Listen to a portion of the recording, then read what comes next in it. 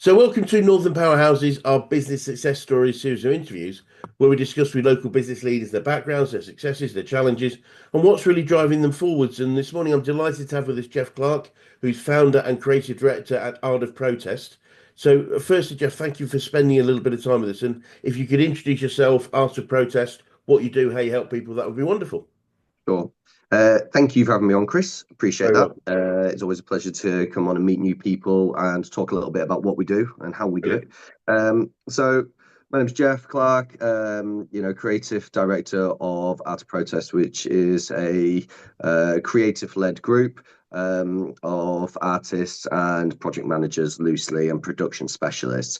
We initially started out working out of York, and then we became a national company over the course of the last 8 years and Wow. grew through that mechanism of people buy from people. And Yep. ultimately, what we do is specialize in human development within a public area.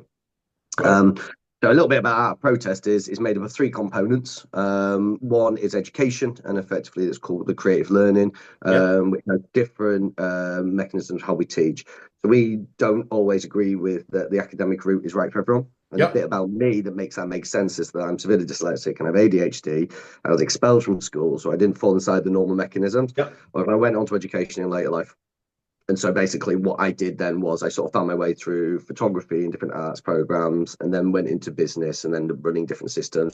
Took me all the way over to the likes of New York, where I worked with the Guggenheim. I was the outdoor exhibition specialist. When I came back to the UK just short of 10 years ago, where I basically established the art of protest. So part of the linking for me is about how do people access the creative industries and why do people sort of dismiss it and not understand it? You know, whether or not it's the chair you sat on, the design that's sat behind you, Chris.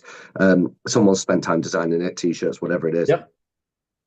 So people have an affair with tattoos, but they don't go into art galleries. And why is that? Because our understanding of what arts is isn't quite there. So we set up a creative learning campaign.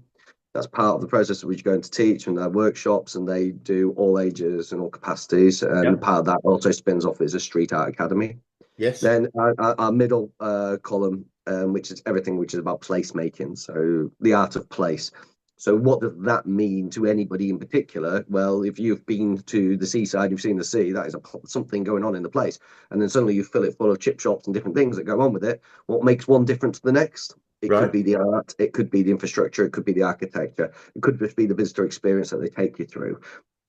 So we then start to work in the place where we build physical infrastructure, but we then try and understand how that's operated. And we'll do that linking into the education. So we'll go do workshops and we'll speak to people. Yep. How does that work? Lots of engagement. But then when we paint or create or make, that's part of the placemaking.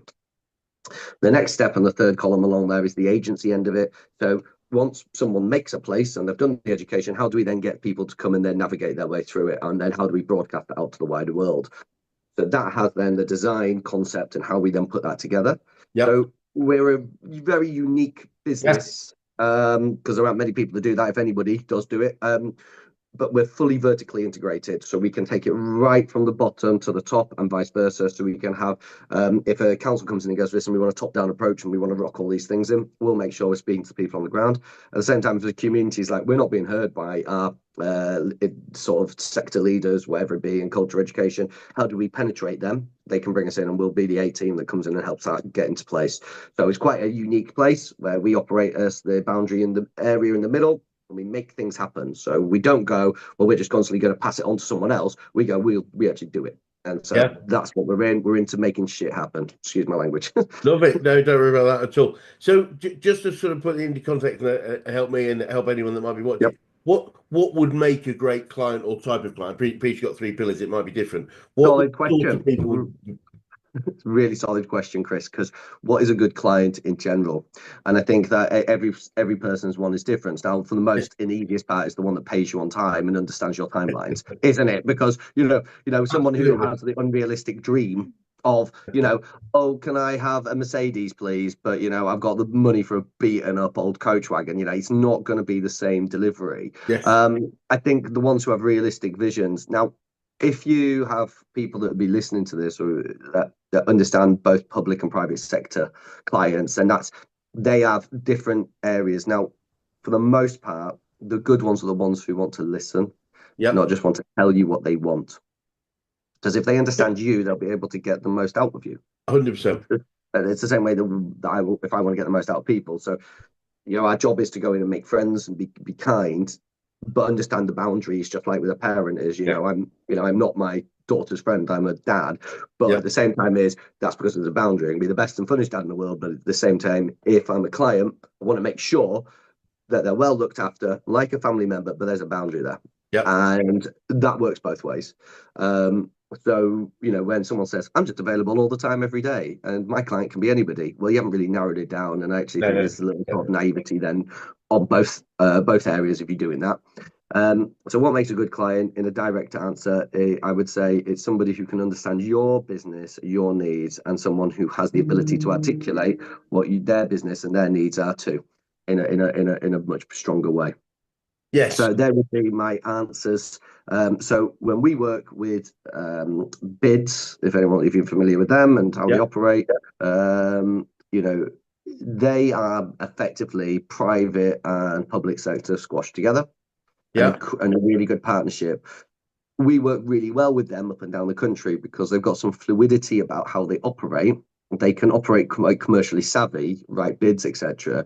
Yeah. Whereas sometimes the councils in our public sector, there's a lot of bureaucracy. So although there might be a good mind with a good desire, they Yeah. struggle to get through the red tape. Commercial clients, which are very, very pleasing in lots of ways because they know what they want and they have the ready ability to be able to pay and fund what they want, are sometimes slightly unrealistic about what they can do with their money Yeah. because, it's the champagne lifestyle lemonade income conversation again. So perfect clients generally for us are somebody who understands what they need, what they want, and their Yeah. realistic, appetite and application of what they want to do.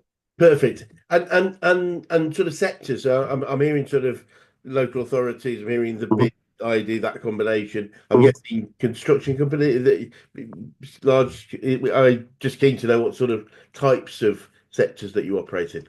Yeah, that's a good question. Well, we're really vast, so we operate Right. across all of them. So, you know, we do work with anyone from like Kia, construction companies. Yep. We will take on people who have been on probation, for example, and we'll work and we do rehabilitation work. We will take on and we do talent development programs. Yep. So people who can then sort of become creative, then lean on different skills.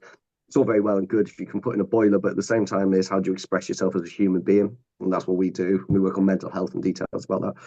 Brilliant. So what we do is very, very vast, but as a set client, we generally work with councils and bids.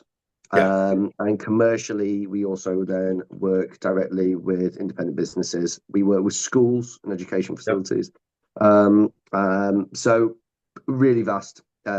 Generally, if you've got a hole that needs plugging creatively, we're good for it because Great. we can deliver on it. So it's not like there's a set area, which makes us quite fluid and capable. But what we look for as a business is consistency.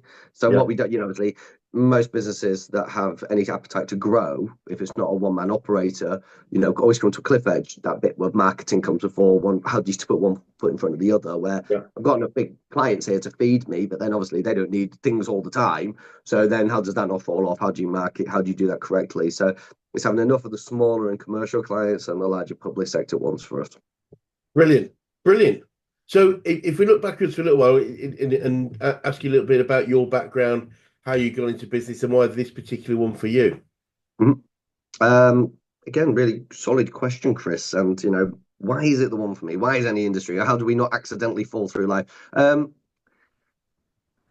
me, being pushed out of school, being told I wouldn't even Yeah. work at McDonald's. Not that there's anything wrong with working at McDonald's, but being told that I wouldn't achieve anything Yeah. over and over again by educational leads, is downheartening and Yes. really, really, really poor. I, like many other neurodivergent people, will have brilliant brains and superpowers that can Yeah. deliver great things. I suppose it's being able to understand them. Why I came into the creative sector, it wasn't because initially because I want to express myself, and that was more of a hobby direction. Yeah. But it was the ability to manage people. Yeah. There was the ability to work with people and get the best out of them. The things that in school and in college that they never teach you to do. We always operate a first, second, and third operation, ABCs, if you will, where you can get a score, and if you don't, you're under par. What happens if you could get the people who were from a D to a C, but you never got rewarded because you weren't, there wasn't a score for you? What happens Yeah. if you could get everyone doing it? Now, the art of good management is good delegation. Now, being dyslexic, genuinely couldn't write, and still, certainly to this point, I can't read well. And so what I do is I have to get people to read things for me, Yeah. etc. So then, when I'm then becoming into management and getting people who are much better skilled than me at doing these things, there's no shame in that.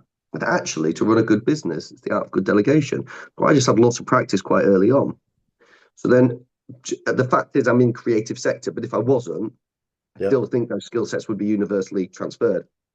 I just happen to be an expressive interest, a person who likes travel and creativity, and like meeting new people. So I'm in my sector because I want to express myself. I want to work with other people who want to express themselves, and ultimately, I feel I can get the best out of them. My term of creative director, well, I'm actually a skilled curator. That's my background. That's actually what I do. Okay. So I shape the design, whether or not if you were thinking of an art gallery and you went in, you went, why is that picture hanging there? Why does that one tell that story? Why is that one from that age? Now, I actually use street as an open-air gallery. So I get people. So if every time you walk into a city, you think, why is that there? Why is that there? That's Yeah. wayfinding. And how do we navigate people around? And how have I had to have a conversation with in a green spaces or what have you to make sure that appears in the right place? Why do Yes. we walk, circumnavigate around a space when we go to a field, for example? Is it because everyone's walked there like a dog before or a sheep that's done it? Or is it because someone's actually had the intentional thought of it and how it operates? My job is to make sure there's intentional thoughts, navigate people around in the most positive way so they walk past as much good things as possible. Brilliant. Wonderful. So when you were growing up, is this what you thought you might end up doing, or did you have something completely different, or no idea? I mean, my first dream was to be a big wheel driver. I think, because I used to like them on the TV. Brilliant. Love it. I I've never had anyone say that. That's great. Love it. I just quite like the idea of running over cars and like that big dragon creature that's just crunching on them, Yeah. and setting fire to things. But that's probably said too much about my background, I suppose. No, what did I want to do when I grew up? I wanted to be understood. I think we all Yeah. want to be heard. Yeah. Uh, Great. and I think it's a sad reality that we're not heard well Yeah. enough as people and humans. And who do we want to be heard by? You know, everyone's in theory heard by their parents. In theory, everyone's then theory heard by their grandparents. And at what point does that stop? Are you heard by your teachers? Maybe when you're at infant school, at junior school, at senior school. No, you become just another number and a person that goes through it. Yeah. So I think as we grow into our professional life, actually, we want to be recognised and understood for something that we're quite good at, and we want recognition. Yeah. And we can get that from lots of areas. So I didn't really have a desire as to what I would be. I know I can express myself well, both verbally and creatively through imagery. So basically, that was a natural direction for me to take. Yeah. So that was it. But it also works hand in hand with sales. Every single person who will be watching this, I imagine, will have something to do with the business. If they've got something to do with business, they've got something to do with selling their model of what they do. And if they're selling their model of what they do, they should be proud of it. They should back it. There shouldn't be an understanding of that they undervalue themselves. Yeah. Because actually, if you've done something for long enough, you become an expert in it. If you're an expert in it, you have value in what you do, in which case you should cost it accordingly. Yep. Absolutely bang on. Totally agree. Brilliant. So, thinking about, say, looking backwards, coming forwards a bit now, when you look back over how you've grown Art of Protest, what are some of the biggest challenges you've had to overcome? And I think probably most people answer this. It's like managing a client is one thing, and the Yeah. expectations of what they do, and that's a normal sort of answer. But internally, it's growing. It's the teething pains of growth, Yeah. and you want to be able to take on the scale or larger jobs. In my sector is one thing, but if you were working in the building trade or construction of any description, yeah, do I take on more people so I can take on more jobs? And Yeah. COVID, absolutely. My brother ran a really successful business he had called Artisan, and they would project management, construction business, had an incredible team, an amazing ethos, and they would do very complicated work. And when it got to COVID, just like we did, you suddenly got people you need to pay, and suddenly are we getting support from the government? No one really knows. Everyone's making it up, and no one's pointing the finger. We just didn't have the capabilities to retain the staff. Now that's COVID on a very extreme scale. But the truth is, it doesn't matter what you're doing. If you're always going to approach a cliff edge, you have to keep enough work to keep everyone fed. Yeah. It's a reasonable thing to do, and they have an expectation. You Yes. have a responsibility to deliver on it. It's hard to keep that amount of mouths fed. Actually, it's easier, obviously, the smaller the team, the more dynamic and more easily controlled you can be. But it isn't. Um, it isn't without the desire to do good, but you can still end up just causing yourself a mischief because the first person who ends up not getting paid is yourself as the business owner. Yep. And that's challenging. So everyone comes with a handout, go, oh, can you pay me? Can you pay me? Can you pay me? And you go, well, we haven't done any work. We haven't done any work. We haven't, but you still have your bills to pay, and it's a reasonable thing because you've set the expectation on them. Yep. So unless everyone's self-employed and you contract completely, you're going to meet that problem. So for me, that is the sort of the most difficult problem I think that anyone has in business is the growth model going from small to medium, medium to large. It really is it, and it's. I mean, I was lucky enough to grow a business with a couple of colleagues we got up to over 100 people, and there were That's a definitely lot. it is quite a lot, and it was really interesting that the first up to about 20 I knew all of them. I knew their partners, their kids, the dogs, When knew their birthdays are, yes, good. and then once you get past about 20, and it can be, you start to know them and you might know the wife, but that's about it. And then you get to about 40 or 50 and you know them and that's it. And then, get past about 75 and you go, who's that? Somebody's walking Mhm, past. And it's really interesting because therefore for me, management and leadership principles or structures need to change mhm. because those individuals still need that level of direct engagement with some people in their organization. It may not be anymore be the founders of business, but it has to be somebody that think because we typically need to feel like people care. I would suggest. Absolutely. Um, What we all want to have value, don't we? We want to yeah, feel useful. And, when you walk into, when I've had different businesses, certainly large scale galleries down in Mayfair, what have you, and you've got amazing door staff and cleaners coming in the morning, it was my responsibility to make sure that I knew their birthdays, their friends, their partners. Because I absolutely, tell you what, everyone works all the harder for you if you know them. 100%. Recently, we do a lot. We do some work with Sunderland Athletic, the football club, Yeah, yeah, uh, up at the stadium. It's an incredible place. brilliant. Um, and the chief exec there, David Bruce, really incredible guy. And we were up there and we were talking with him on match day. Yep, And we went down after the game, and every single person who opened any door, who worked behind any bar, who taught at any space, he shook their hand, knew their name, knew where they were going, where they lived, and what they did. I mean, that's a hugely busy space. I mean, it had 50,000 people just visiting it, let alone every single member of staff. I need time for every single person. That was something I looked at and thought, you are quite incredible. When you look around, absolutely. what a great man. And so that's sort of like if you have the memory for it, you can remember everyone. And it's definitely better to There mature is your that way through too. that. 100%. It just needs to be there. But I think what I found is that it isn't a function of the size of the business. It's the size. It's the culture of the business that you create. Absolutely. As long as the culture is maintained, and what I found with founders, leaders in a business, going from directly delivering that culture to making sure the culture is delivered is our job. If that makes sense. So initially, it's you, me. We're talking to people. We know people.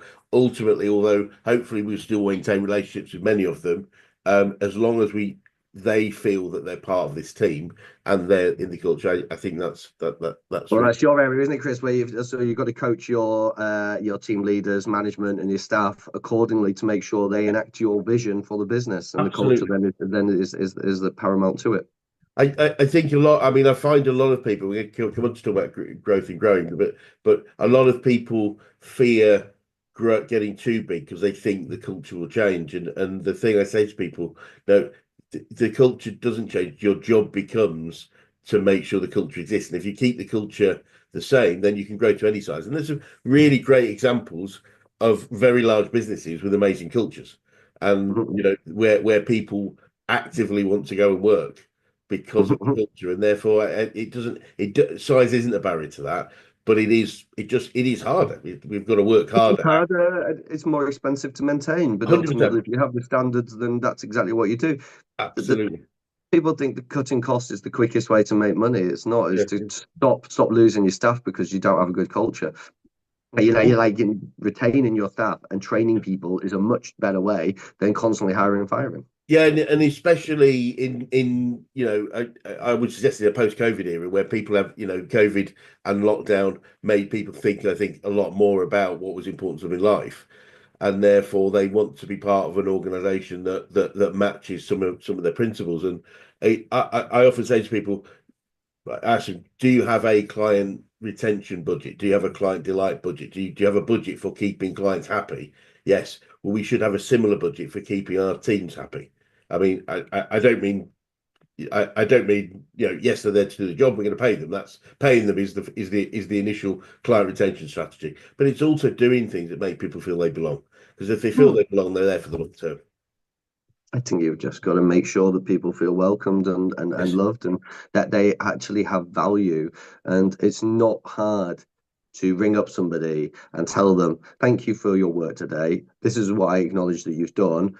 Great work. I'd like to, Absolutely. see where we can get you to in the future. Such an easy thing to do, and it goes such a long way because at the end of the day, if it doesn't, someone doesn't come and pat you on the back, and we know, as the business owner, no one really comes along to you and goes, "Great job, well done." You're good because that's not like no one's going to do that. The responsibility for us to do that to others because that's where we get the best out of them. 100%. I mean, and the principle's been around for a long time. It's just not particularly used. I mean, I think in Ken Blanchard's book, The 1 Minute Manager, he talks about Mhm, the three principles of 1 minute goal setting, 1 minute reprimands if people aren't performing, but 1 minute praising is making sure that people are praised on a regular basis and find mhm, mhm. and the principle that I love, which he coined, or the phrase he coined, which is catching people doing things right. And Mm. and specifically saying, you know what, the way you did that last week, that was just incredible. Well done, thank you very much. And it just makes such a difference. So talking about growth and growth strategies, what are some of the biggest learnings you've had about growing a business and organization? Um, Learnings. I mean, every day's a learning day, isn't it? Yep. I got. I think it's always like trying to. Do you have a business which grows to your client and you fit the people to it, or do you grow your business with the right people and fit your clients to them? We have a responsibility on both ends to both coach our clients and also coach our staff. So a growth model is basically where you do send up with that magic unicorn moment where you're like, oh, that all fits together at the right time. Oh, I can trust that environment. Yeah, and I'll be honest, we've been through various different team members over the course of the last 4 years. And some of them have been coming to do very specific development roles or different growth roles or different production roles. And, some of them are still with us and being the very best they can be. And we're growing the business together as a Yeah. family. Some just didn't feel right for them. And that's harder because obviously you investigate those times and you adjust your model of your business to fit around people. That is also a case that we do it because Yes. yeah, I wouldn't go and market for things that I couldn't do, but if there's people on my team that can do, and obviously that's great, we'll absorb that work. But should that person not work for us anymore, we'll just end up with a load of hard work that no one really has the capability of doing. So matching short to the people to the clients and the clients to the people is something which is a hard thing to do. Now, that's when to build a successful model in my area, which is not a particular sector, to make it clear, it's just something Yeah. that crosses over many. Yep. It's to build out models which we can sell into sectors which we know we're selling effectively a package. So if we're selling a part of our educational facilities, we know everybody within that is tight and they understand it. So when someone buys it, regardless of what sector they're in, they're getting that right delivery. Yep. If we then go and sell our placemaking model, which again could be strategy writing for placemaking or for public art strategy, we know that we have the people on the team that are delivering it. So when people are buying it or we're writing a tender for it, we know the people there can deliver it. We Yep. know that if someone comes along like they did for we just put up for the Children's Capital of Culture launch in Rotherham. Can we build a 25-meter freestanding lit up sign which has the Arctic Monkeys lyrics on it and launch it for New Year and work through Christmas through 2 stores? Can we do that? Well, yes, we can, but it's hard, but we can. And the point is, we make sure we meet expectations with the people that are there to do it. Brilliant. Brilliant. Love it. And we've talked a little bit about coaching already, but I know you're aware a business coaching organization. Who are the best coaches you've ever worked with, whether that's business, sport, life in general? Who's had the most influence on you? It's a good question, isn't it? Because I've had various different mentors accidentally over a period of time in my life, and I would probably say that a lot of my mentors have all been different managers who I'd Yeah. worked under in early days, Right. who, a bit like your parents, they sort of show you systems and ways to do things, and then what you do is you model your own behaviours on them, and Yeah. then you replicate until you find a quicker, better, more understood system, and Yeah. then you meet someone else and you amalgamate that into it, etc. Um, so, there was various different people I worked with in initial early days within retail. A guy called Stu Robinson, who was very good. Um, Later down the line, once from a business partner initially within the gallery world, a guy called Craig Humble. He was really good and sort of influenced me behaviors. Brilliant. I've more recently, one of our development managers, a guy called Tim Blazinski. He's an incredible brain. He's a great coach and works with me really tightly, and he's really good. I'd say my dad is an incredible mentor. Brilliant. He he comes from a public sector background, and he's got a brilliant brain. I think he headed up restorative justice. So he works across different police, probation, different Oh, areas wow. and different areas. So his ability to sort of, remove institutionalization and criminality and actually empowering people and mediation, what an Yeah. incredible skill set to bring to the table. And Wow. he chairs up our company now and brings all of that to us. Brilliant. Um, I think they're like the main people that I would operate with. Yeah. I am fortunate enough to rub shoulders with lots and lots of great industry leaders. Am I ever pinching little cute things that they say and do? Of course. And hopefully they do the same for me. Brilliant. Well, speaking of which, are there any, and I love to pick up quotes and sayings, are there any favorite quotes or sayings that you catch yourself using a lot that you pick up from people around you? Yeah, I mean, it's not necessarily from the people, but I do live by a lovely one, which Bob Marley said, which is, some people feel the rain and other people just get wet. So, Love it. that's my take home one, because you can either experience what you're experiencing in it, or you can just say you get wet, and that is the truth. Love it. Yeah, and I'm thinking that's making me think now. That takes me back to my rugby days when you get absolutely rained on, and but the little steam coming up from the scrum used to be the wonderful thing. And It's the excitement, it's the energy. You're living in the yeah, yeah, moment. We too often in life, everybody's going, "Oh, I need to worry about tomorrow," and what happened yesterday was worse or better than it is today. And you're like, time is a modern concept that we decided to yeah, slap yeah. over ourselves and thought about how many days there are in a week, how many hours there are in a day. Completely agree. Ultimately, a sun up to sundown vibe. There is millions of moments in our lives. We have to appreciate them all and the learnings we take from it. And that's the thing we need to evolve from. We need to evolve from the things that we feel. Hug more trees, go be present, climb the mountains, enjoy the thing, be kind to your person next to you, help someone with something. Don't scream at somebody in the traffic. Be present, be kind. And therefore, the memory you make will present your past, which will then dictate your future. It's the most empowering moment you can do in your life. So Love it. focus on the present. Yeah. Yeah, absolutely love it. And following on from that, have you got any favorite books that you could recommend on business, success, personal development, those? Yeah, there's a really good one I read. I think it was last year, maybe it was 2 years ago. Quantum Business. I can't remember the guy. It was a guy who was from a Chinese family, but then they basically built out the business in the US, and it was crossed over between the two. And he basically mixed together the Eastern and Western philosophies, Nice. and brought in practices within his business, which was a huge business. He took it on from his dad and grew it and grew and grew it. He then became a Harvard lecturer, and he adjusted really simple things, like he wanted the work team were all struggling. One of the biggest things was getting the day started. Well, the first thing he did was made sure that everybody got picked up from work, didn't make them work hard to work. And then he adjusted, he made sure that the walkway to work was through woodland and forest cleansing. And then everyone would walk along, and everyone the pleasant walk to work and then walk out of work, and they got a lift home. Everyone then worked really hard and worked to the time periods they needed to, because everyone got a lift. So it was enjoyable, and you had an enjoyable in and out. Boom, so simple, Love it. changing the whole culture. And then he started to adjust it into a mind. And initially, it would basically, it was huge shipping containers that be moved around the world. And It was all very sort of boring in some ways. Obviously, lots of mechanisms and lots of people to do that. But if you started to adjust the culture of everybody who was in the offices and the pleasantry that they would do when they would then speak to people on the phone, that would then seep through. So the quantum business concept, that adjusting mindset, time for meditation, time for thought, making sure people, people really value their money. But actually, the only thing we do with our money is buy time off, isn't it? We go, oh, I'm going to go on holiday. Yeah, I'm yeah, going to go yeah. to an expensive holiday. Absolutely. Time is what we value. If we only talk about our weekends and we hate this 5 days a week, then we're just not doing our job right, are we? We've got to enjoy all 7 of it if that's where we're breaking it down. So making it more enjoyable, passing on that theory into other people who work with you, and so they can pass it on to other people, both to Yep. clients and to colleagues, would be good. Yeah, absolutely.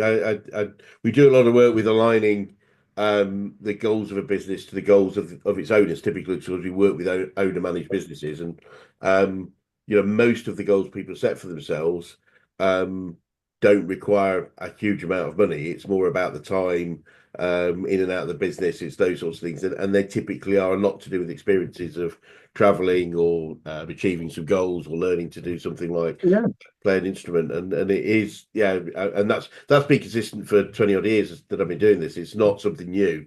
It is about, really, when you get under the skin of most people, we just want to do interesting and exciting things, and have the time to do so.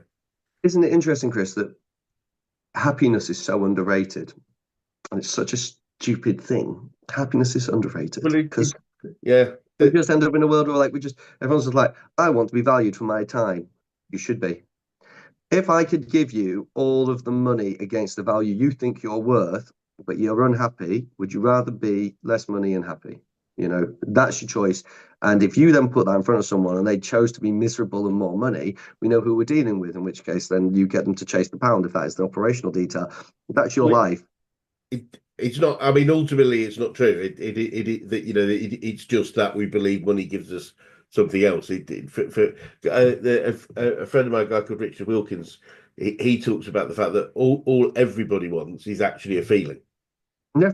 It's a feeling. Now it's sort of the same feeling, but we might call it different things, whether it's happiness, contentment, security. There is that feeling, it's created in ourselves by things. But and it's interesting, guy, because he actually talks about, you can choose the feeling. You don't actually have to have the things that you think you need to make the feeling happen. You could just choose to be like that, and everything follows.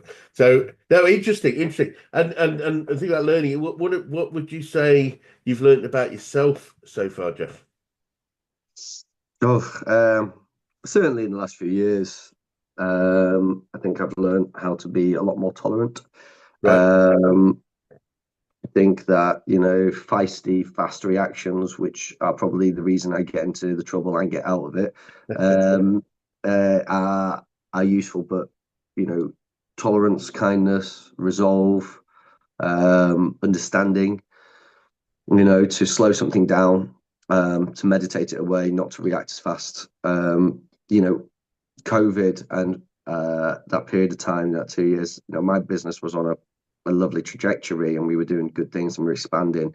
When I sat there and watched all of the things just slowly dissipate in Yeah. front of me, it was quite crushing. Yeah. Um, it's very hard to reestablish those contacts, those points, because the people you were dealing with aren't there to come back to, and Yeah. you're just another name on a bit of paper to them. And if you work with people and people buy from people, and that's the reality, then it's a very difficult thing to watch happen. Yeah. So I learned, a lot of compassion for the people I was working with. I learned the understanding for my partner at the time, who is an ICU nurse. She was doing an incredibly difficult job, putting people back together in a very, very awful period of time. Now, however lovely it was to go out and clap those lovely nurses and doctors, the reality is that no one was looking after them, and their mental health absolutely took a knock. Yeah. Yeah. Yeah. And when I feel that my mental health maybe took a knock because my business was falling apart, I wasn't putting people's eyes back in their faces because they were falling out, and they wasn't having to deal with people coughing their lungs out. And when that comes to play, you suddenly realizes my life's not so bad, and I can rebuild, and time is actually on my side, and actually I will be tolerant, I will be kind, and I will be respectful. Brilliant. Brilliant. So looking forward then, Jeff, what does the future look like for you guys, and what challenges do you think you might face, if any? It's a good question. Who knows what the future will bring? We are really ambitious, and I literally wouldn't put a cap on my ambition. So Yeah. I've got growth models in my head. We do something unique. I think we've got an incredibly good learning mechanism, and I would like to basically utilize that as an alternative learning mechanisms within the whole of the academic system. Yeah. I would like us, from a placemaking point of view, be recognised and understood. I would like to take on larger scale projects. I mean, we take on really big ones, but I think, delivering something nationally with partners such as, Natural England or English Heritage, National Trust, something like a national partner to deliver something with on that scale would be a really good thing for me. And I'm a real do-gooder and love nature. So yeah, get out there and do more of that as far as I can be concerned, and help the world get greener and better. Brilliant. Absolutely love it. Absolutely love it. And what would you say to anyone that was thinking of going into business right now? Going into business, I'd say there's a and like anybody, you don't want to be too cliche, follow your dreams, but be realistic. You know, if you desire more than anything else to live for your weekend, don't become an entrepreneur. If you desire more than anything else just to go and just buy the greatest car ever or do something interesting, maybe don't be an entrepreneur. If you desire beyond all belief to back yourself, that you have the dream to be in control of your own destiny, become an entrepreneur. You can do anything you want to do. You will be in control. You will be able to dictate terms exactly as you want to. But be realistic about the fact that ain't going to happen overnight. It Yeah. just doesn't. And if you desire more than anything else to buy the best pram for the baby you're about to have, maybe don't, or wait until you can, because it's not going anywhere. But if you've got the inkling, it's not about necessarily the right idea. People go, well, I've found a straw which is universal, which does this thing, or a tire wrapper that goes around. I was like, that's great. We've all got good ideas. It's the mechanism within inside us which allows us to get up earlier, work later, be more solid than anyone else, which will allow us to achieve. It's delivery of the ideas. I completely agree. There's so many ideas out there. Ideas are, you know, Mhm. X% of the value, but the majority of the value is our ability to make them happen. That's right. Too That's many right, great Chris. ideas have died on the vine. Great ideas, just because the people that had them didn't engage themselves or with other people that could actually implement them. Um, Exactly that. Exactly totally that. agree. And finally, then, Jeff, what would be the best advice you could give an 18-year-old you if you could go back in time and do that? Um, Learn Spanish. I Learn. just wanted to learn Spanish. I just really, it's still on it's every single New Year. It's still on my Brilliant. list. Just, what I mean, Duolingo ain't doing it. Learn Spanish. If I was giving advice to any 18-year-old person right now, I would say travel as much as you can. It will teach you to be tolerant and understand other cultures.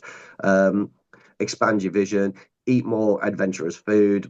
Be as experimental as you can, because you will only learn through life through making happy accidents. That's the way it is. Love it. Absolutely love it.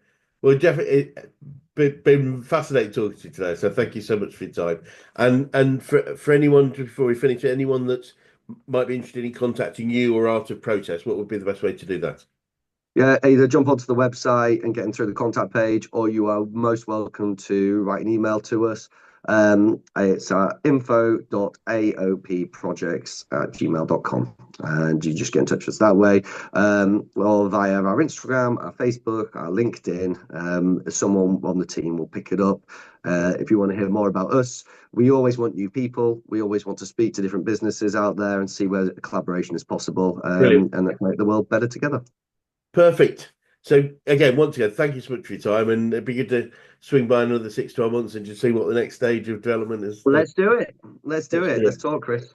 Brilliant. Thank you so much. Take it easy, Chris. Take it easy. Bye bye bye. Thanks, mate.